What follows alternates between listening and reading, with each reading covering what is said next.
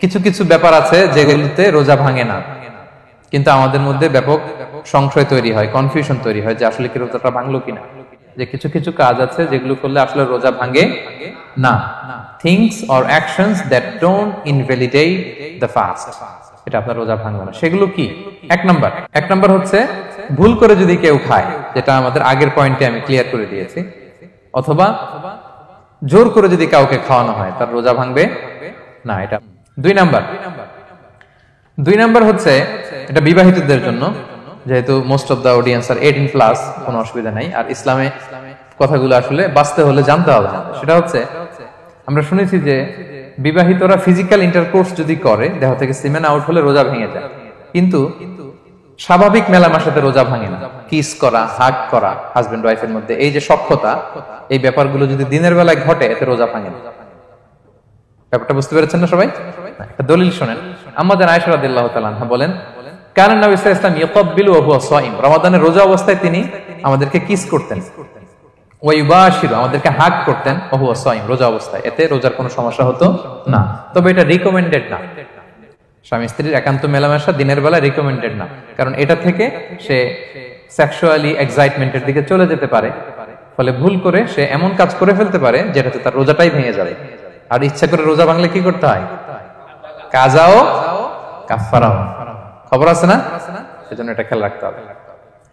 3 number, এটাকে আরবিতে বলে আল ইহতিলাম, ওয়েট ড্রিম, বাংলায় বলে স্বপ্ন দোষ। ঘুমের মধ্যে এমন কিছু দেখলেন, ফলে আপনার সিমেন আউট হলো, আপনার রোজা ভাঙবে না। কারণ এটা কি ইচ্ছা করে করছেন আপনি? এটা কার হাতে?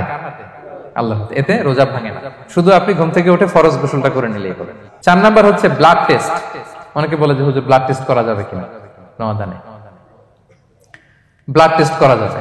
ব্লাড টেস্ট করলে রোজা ভাঙে না। এটা খুবই জরুরি একটা মাসালা, প্রায় আমাদের লাগে।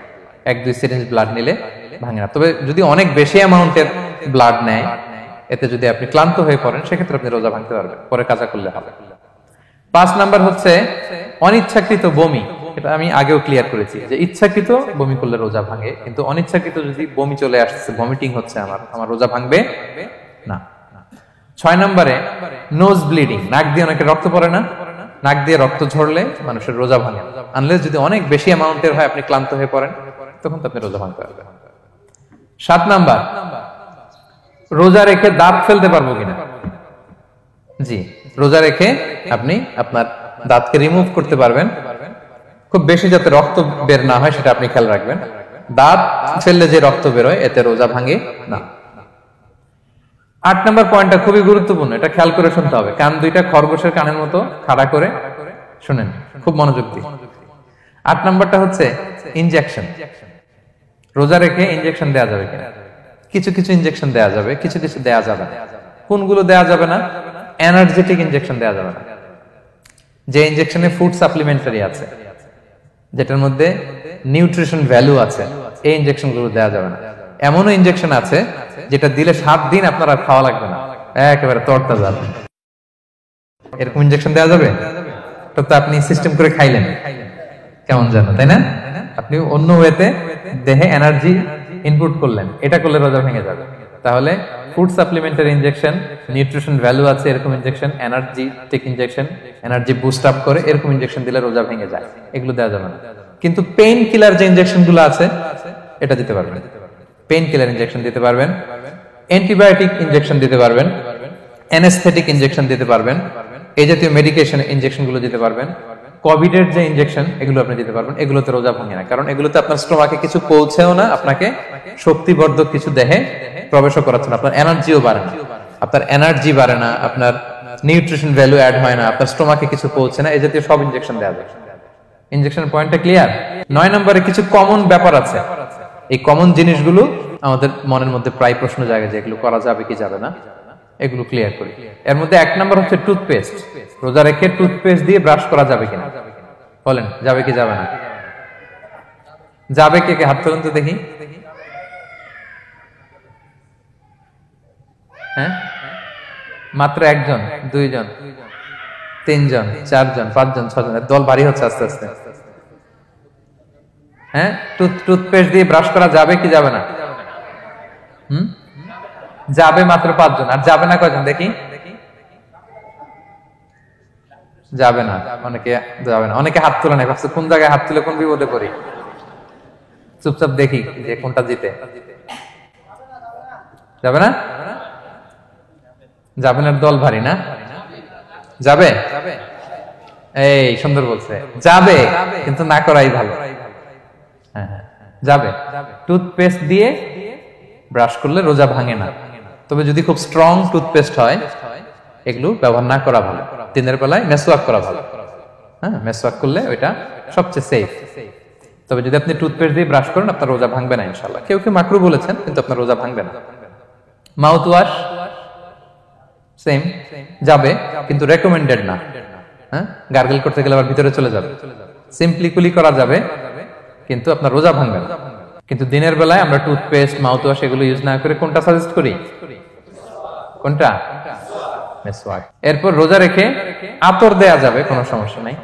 পারফিউম দেয়া যাবে, সমস্যা নেই।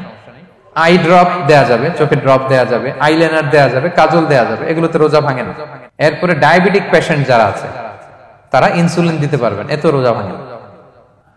এরপরে 10 নম্বর মজার একটা পয়েন্ট, খাবারের যদি লবণ চেক করা হয় এতে রোজা ভাঙে না। তবে ঘরে আপনারা এটা ট্রাই করবেন না, এটা রেকমেন্ডেড না। এটা কখন রেকমেন্ডেড? এটা বড় শেফদের জন্য। লেটস সে রমাদানে 1000 লোকের বিরিয়ানি করা হবে, আল্লাহর বান্দারা রোজাদাররা খাবে, এটা লবণ বেশি হলে খাইতে পারবে? পারবে না। এজন্য যিনি শেফ, প্রধান বাবুর্চি, উনি লবণটা ট্রাই করতে পারবেন, করে সাথে সাথে কুলি করে ফেলবেন, ভিতরে তো কিছু গেল না, এতে রোজা ভাঙে না। তাই বলে প্রতিদিন ঘরের রান্নাতে আবার এটা করতে যায় না। ঘরে দুইজন, আপনি আপনার হাজবেন্ড ওয়াইফ টোনাটুনি একটা হইলেই হইলো, কি বলেন? লবণ বেশি হবে কম হবে, কিন্তু বড় প্রোগ্রাম, অনেক রোজাদাররা একসাথে ইফতারি করবে, এটা তো লবণাক্ত হইলে খাওয়া যাবে না। তো সেক্ষেত্রে শেফ যদি জাস্ট জিব্বা দিয়ে লবণটা একটু ট্রাই করে নেয় যে অ্যাড করতে হবে না, ঠিক আছে, সাথে সাথে কুলি করে ফেলে, রোজা ভাঙবে না। দলিল কি? দলিল হচ্ছে কাঁচা ডালের মেসওয়াক। রাসূল সাল্লাল্লাহু আলাইহি ওয়াসাল্লাম কাঁচা ডালের জাইতুনের মেসওয়াক দিয়ে তিনি সেওয়াক দিয়ে মেসওয়াক করতেন। তো কাঁচা জাইতুনের আপনারা মেসওয়াক করছেন, এটা কিন্তু অনেক লবণাক্ত, সল্টি, এটার মধ্যে একটা ঝাঁঝালো ভাব আছে। তো এটা আপনার জিহ্বায় লাগলে কি রোজা ভেঙে যায়? ভাঙে না। এবং আপনি যদি সমুদ্র অঞ্চলে সফর করেন, সমুদ্রে লেটস সে 1 মাসের, আমাদের এই যে বাংলাদেশে তো এখন এই কি বলে প্রায় 7 লক্ষ টাকা করে দিছে আমাদের হাজিদের জন্য, হজ করতে হলে প্রায় 7 লক্ষ টাকা লাগবে। তো এরকম ঘোষণাও দেখলাম যে নেক্সট ইয়ার থেকে সমুদ্র পথে যাওয়া যাবে কম খরচে। তো কেউ যদি এমন হয় সমুদ্রের সফরে দীর্ঘ সময়, আপনি ওযু করবেন কি দিয়ে? সাগরের পানি দিয়ে। তো সাগরের পানি কেমন? সাগরের পানি দিয়ে আপনার কুলি করতে হবে না? মাছ মজা করবেন না? তো আপনার কি রমজানে যদি কুলি করেন আপনার রোজা ভেঙে যাবে? না, ভাঙবে না। তো এ থেকে স্কলাররা দলিল নিয়েছেন যে এরকম জরুরি প্রয়োজন হলে আপনি খাবারের স্বাদটা, লবণটা দেখতে পারবেন, সাথে সাথে কুলি করে ফেলবেন, এতে আপনার রোজা ভাঙবে না ইনশাআল্লাহ বিইজনিল্লাহ। অনেকে প্রশ্ন করে এনজিওগ্রাম করা যাবে কিনা? এনজিওগ্রাম এগুলো করা যায়। এই যে হার্টের পেশেন্টদের জন্য এখান থেকে একটা এই ক্যাথেটার ঢুকায়, যদি এটার মধ্যে ওষুধ লাগানো থাকে, তো এটা হার্টের দিকে যায়, এটা স্টোমাকে যায় না, এগুলো করা যাবে। তাহলে এই বিষয়গুলো অলমোস্ট মুত্তাফাক আলাই, মানে সর্বসম্মতিক্রমে, এতে আপনার রোজা ভাঙবে না ইনশাআল্লাহ বিইজনিল্লাহ। এই পয়েন্টটা ক্লিয়ার না? ক্লিয়ার।